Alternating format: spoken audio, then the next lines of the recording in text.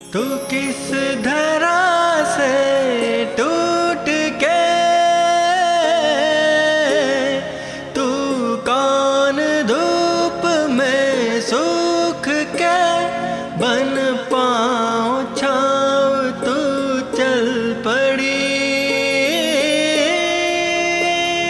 पगडंडियों पे गाँव की।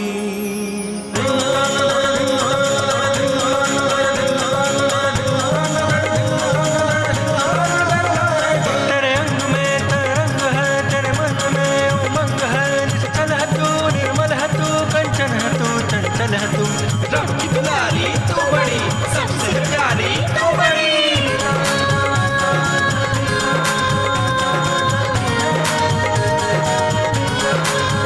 धड़कन में हर सरगम बसे, नैनन में हर मौसम बसे, तेरे संग झूमे है गगन, तेरे संग लहराए चमन।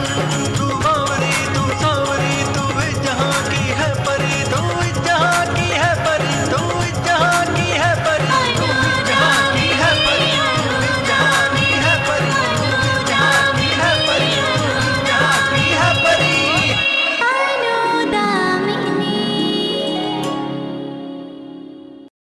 तुम्ही काय बोललात ते मी विसरून जावं हे तर कठीण आहे हो, पण तुम्ही तुमच्या गोष्टी लक्षात नका ठेवू, नाहीतर तुम्हाला तर माहीतच आहे की मी किती खतरनाक आहे.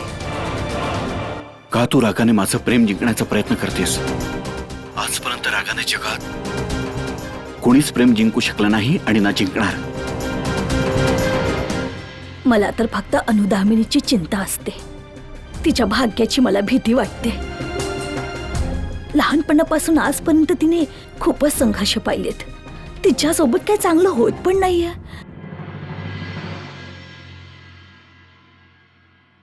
माझा तर्क एकदम बरोबर होता. मांजरीनं आज पण दिवा पाडला. माहित नाही तिला माझ्या दिव्याशी काय दुश्मनी आहे. मला अचानक भीती का वाटू लागली एकाएकी? तुम्हाला भीती का वाटतेय? आणि हे बघा, आज पण तुम्ही ब्लड प्रेशरचं औषध नाही घेतलं. तुमची औषधं संपली, आठवडा झाला तरी तुम्ही सांगितलं नाही. तुम्ही जेव्हा ब्लड प्रेशरची गोळी घेत नाही ना, तेव्हाच तुमच्या मनात असे विचार येत असतात. मी उद्याच औषधं घेतो. अच्छा ठीक आहे, आता तुम्ही झोपा आणि आराम करा. एवढ्या रात्रीचं कोण आलं असेल हो? तू थांब, मी बघतो.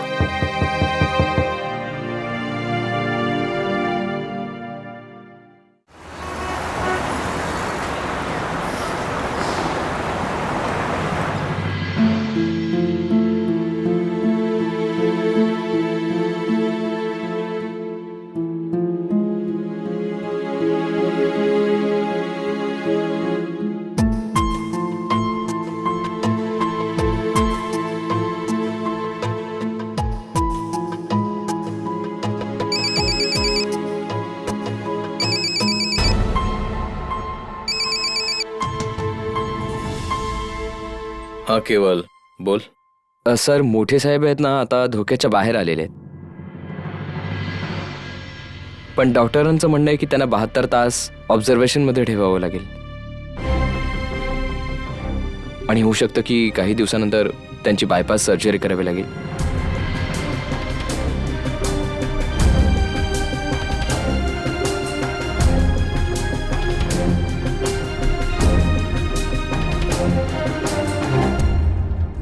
थँक्यू केवल, थँक्यू. कदाचित आणखी काही दिवस तुला तिथेच थांबावं लागेल. तुला इथली परिस्थिती तर माहीतच आहे ना.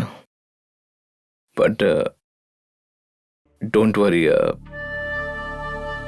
होऊ शकते एखादी चांगली बातमी आपल्याला एखाद्या चांगल्या मार्गावर नेईल. Okay sir.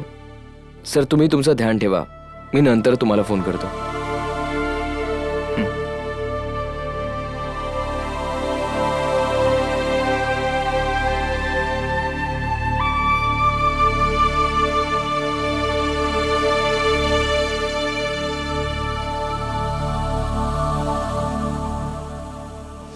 उद्या मी तुमच्या कंपनीत मी असेन नसेन याने काही फरक पडत नाही. तुमच्या कंपनीला यश मिळतच राहील. तू बरोबर बोलतोयस मनोज, पण मला कंपनीची नाही कंपनीची गरज आहे, आणि ती पण माझ्या मुलाची.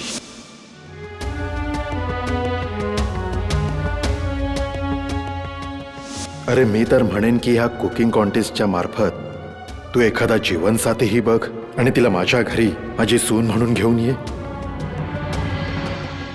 म्हणजे मलाही काही चांगलं चुंगलं खायला मिळेल. प्रत्येक गोष्टीची वेळ असते, याचीही वेळ येणार. मला असं का वाटतंय की थोडा उशीर झालाय.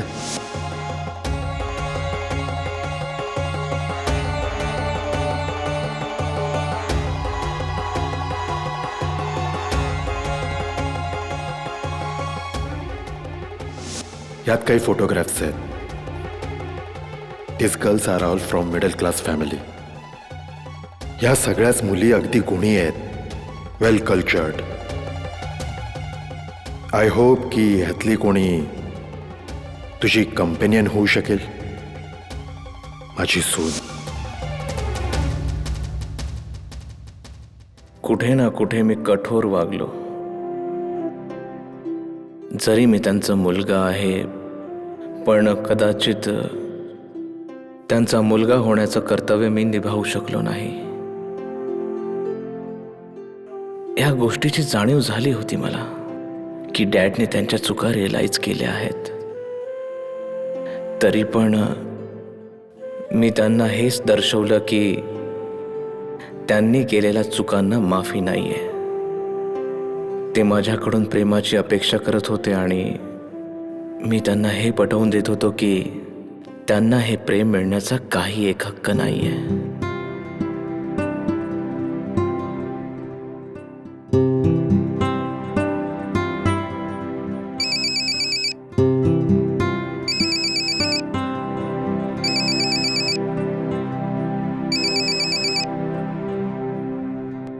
हा मंगेश, बोल. अरे साहेब, प्रभाकरन काजलला जिथे कुठे लपवू शकत होता ना, तिथे सगळीकडे मी शोधलंय. आता तर काहीच कळत नाहीये. त्याने काजलला मुंबईच्या बाहेर तर नाही ना पाठवलं? मंगेश, तू माझं एक काम करू शकतोस? अरे साहेब, तुम्ही फक्त ऑर्डर करा, मी काही करू शकतो. प्रभाकरन यावेळी कुठे आहे? यावेळी तो डॉकयार्डला आहे साहेब. तो सकाळ होताच जलमार्गाने पलीकडे जाण्याची तयारी करतोय. जलमार्गाने त्या बाजूला? हो साहेब, त्याला आता कळलंय ना की तुम्हाला अडकवल्यानंतर तो आता सेफ नाहीये ते. म्हणूनच सकाळ होताच पलीकडे जाण्याची तयारी करतोय. एक गोष्ट तुम्ही योग्य बोलला होता साहेब, त्याच्या डोक्यावर कोणाचा तरी हात आहे. मला एक क्लू सापडले, कन्फर्म होताच मी तुम्हाला सांगतो. मंगेश, मला प्रभाकरांचा डॉकयार्डचा डिटेल ॲड्रेस पाहिजे आत्ताच. थोड्या वेळात मी तुम्हाला कॉल करून सांगतो साहेब. ठीक आहे साहेब.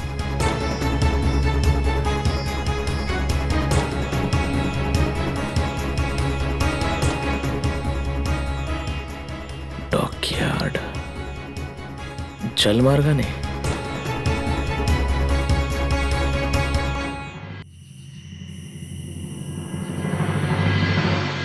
उफ, ही आजची रात्र. देव, छोटे साहेब आणि अनुदामिनीसाठी खरंच वादळाची रात्र ठरणार आहे. मी इतकं सगळं करू शकेन असं कधी मी विचारही नव्हता केला. But yes, I have done it.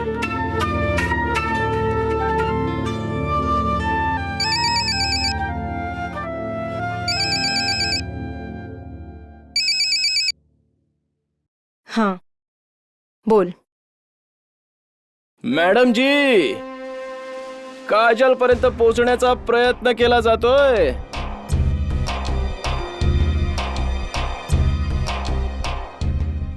मग तुम्हाला काय वाटतं, ते लोक पोहोचू शकतील तुमच्यापर्यंत? पोचून सुद्धा नाही पोचू शकणार मॅडमजी. अहो हा तुम्ही रचलेला खेळ आहे ना, यात तर सगळ्यांना फेलच व्हावं लागणार आहे. आम्ही तर फक्त तुम्हाला सांगत होतो. शत्रू स्वतःला जिंकवण्यासाठी पराकोटीचे प्रयत्न करतोय. करू द्या. ते जेवढा प्रयत्न करतील तेवढी त्यांची हार होतीये हे त्यांना लवकरच कळेल. माझी प्रत्येक अट मान्य करतील.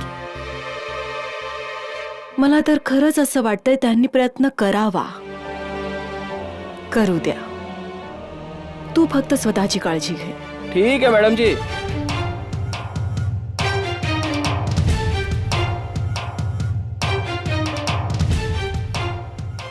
तुम्हा लोकांच्या अयशस्वी प्रयत्नातच माझं यश आहे. आणि देव तू केव्हा येशील? मी तुझीच वाट पाहते.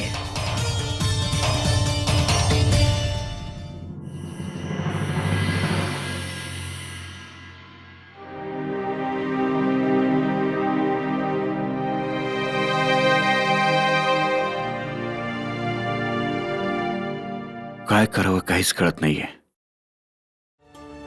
पण काही ना काही तर करावंच लागणार या जाळ्यातून बाहेर निघण्यासाठी. काय करूया आपण?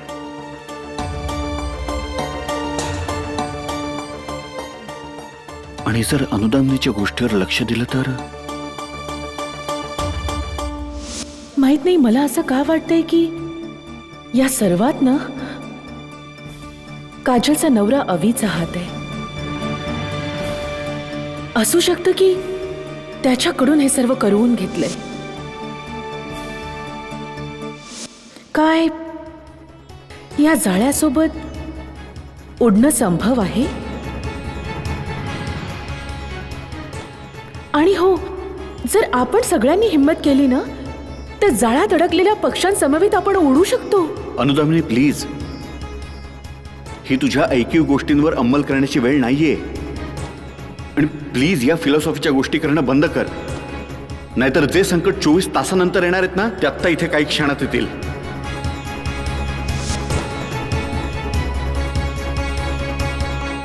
मी त्यावेळी माझा मोठा आवाज आणि प्रॅक्टिकल थॉटने अनुदामिनीच्या आवाजाला तर बंद केलं.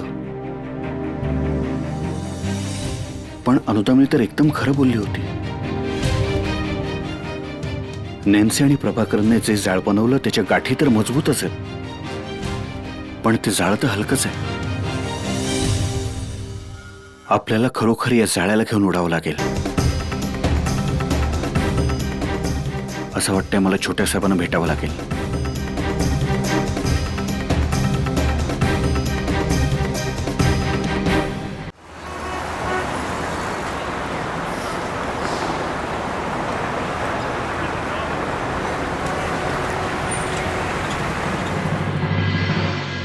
मला माहितीये देव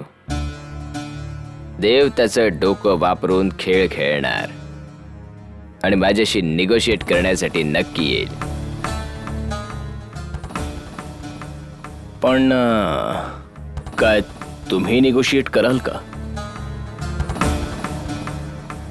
जनकजी, कोणतंही निगोसिएशन मला माझ्या उद्देशापासून नाही रोखू शकत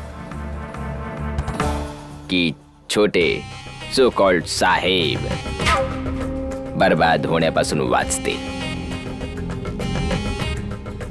हे जे 3 प्रकारचे लोक आहेत, देव, अनुदामिनी आणि छोटे साहेब, हे 3 एकाच प्रकारचे लोक आहेत. बस एकाला मात द्या, बाकी सर्व मात खातील. मी विचार करतोय की तुम्हाला पूर्ण खात्री आहे की देव तुम्हाला भेटायला येईल? Good question and good thinking also. प्रत्येक माणसाच्या मागे एक एनर्जी असते. सिच्युएशन कशी पण असो, चांगली वाईट, सक्सेस फेल्युअर, सगळ्याच्या मागे एक एनर्जी वर्क करत असते आणि कोणत्याही सिच्युएशनला जिंकण्यासाठी तिच्या एनर्जी सोबत तिच्या फ्रिक्वेन्सीला मॅच करणं खूप आवश्यक आहे. It's a science, it's philosophy. आणि देव फिलॉसॉफिकल नाहीये, तो प्रॅक्टिकल विचार करतो. तो मला भेटायला नक्कीच येईल.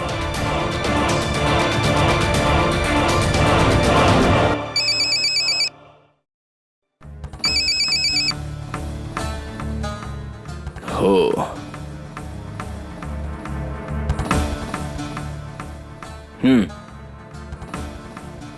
काम झालं. वा,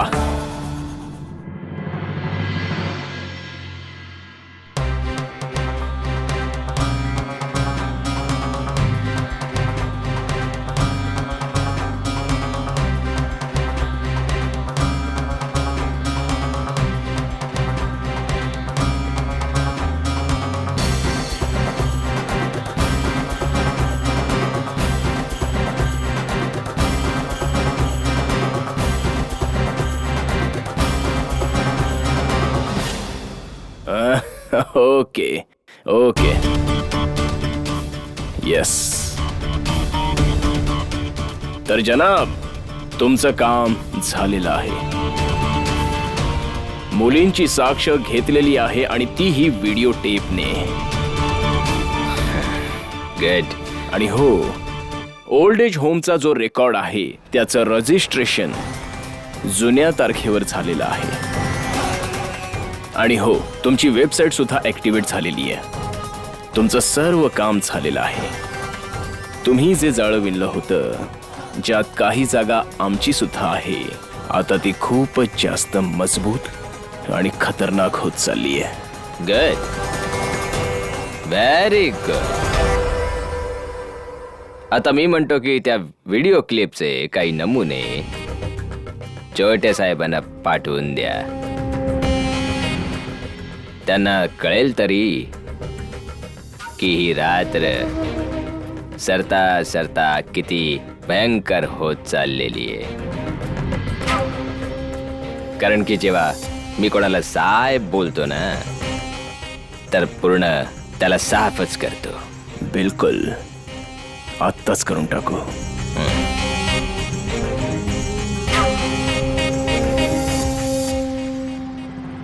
मला एक गोष्ट नाही समजत आहे की तुम्हा लोकांचा प्रॉब्लेम तरी काय आहे. पूर्ण दुनियामध्ये जेव्हा मुलगा परत येतो तेव्हा त्याचे आई वडील खूप खुश होतात, आणि तुम्हा लोकांचा चेहरा बघून तर असं वाटतंय की तुमच्या चेहऱ्यावर वीजच कोसळलेली आहे. जर तुम्हा लोकांना इतकाच प्रॉब्लेम होता तर आमचं मयत असं समजून आमचं क्रियाकर्म करून टाकायला पाहिजे होतं. मी आलोच नसतो ना इथे. अरे नाही केलं म्हणून काय झालं? तू असं समज की आम्ही तुझं क्रियाकर्म केलंय. अरे तुझ्यासारखा असा नालायक मुलगा असेल तर आई बाप तर तसे मेलेलेच आहे.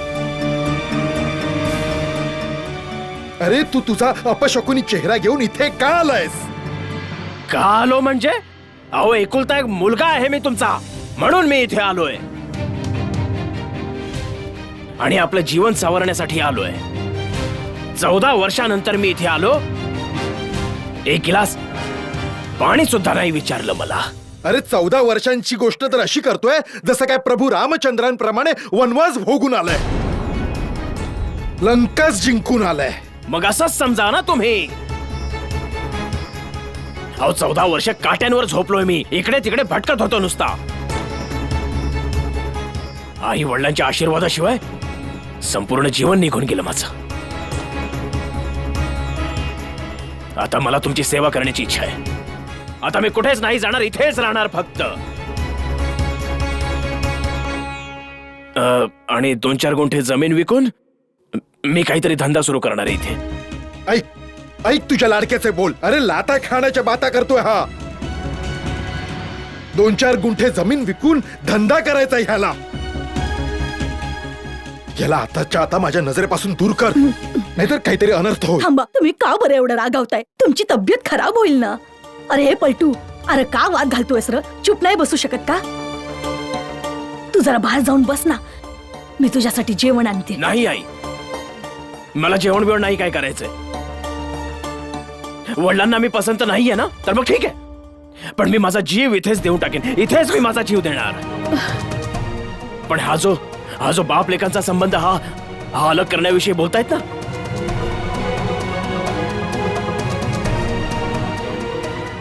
आम्हाला कदापि मान्य नाही.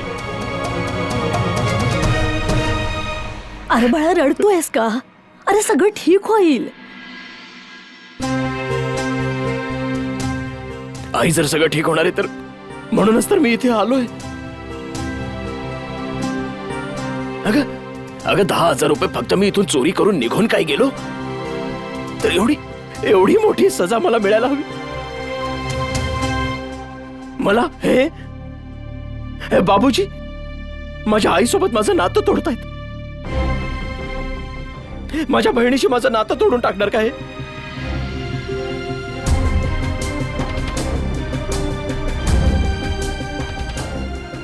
आई, मी कुठेच नाही जाणार. मी इथेच राहणार. तुझ्या चोंजळीत राहीन. ठीक आहे बाळा, इथेच राहा. पण रडतोयस का? चला चल, काहीतरी खाऊन घे. चल चल. तू याला माफ करून खूप मोठी चूक करतेस, कळलं? जर हा इथे राहिला तर या घराची सुखशांती नष्ट होऊन जाईल. मालिनी आयुष्यभर अविवाहित राहील आणि तिचं लग्न एखाद्या क्रिमिनल बरोबर करावं लागेल.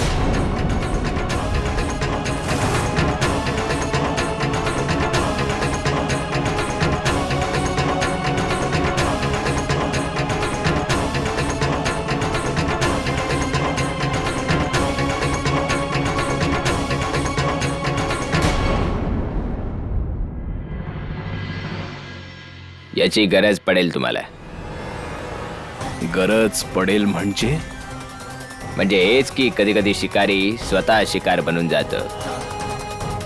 Prevention is better than cure, so be preventive. प्रिव्हेंशनसाठी हिला तुमच्यासोबत ठेवा. शिकारी बनून राहाल, शिकार होण्यापासून वाचा.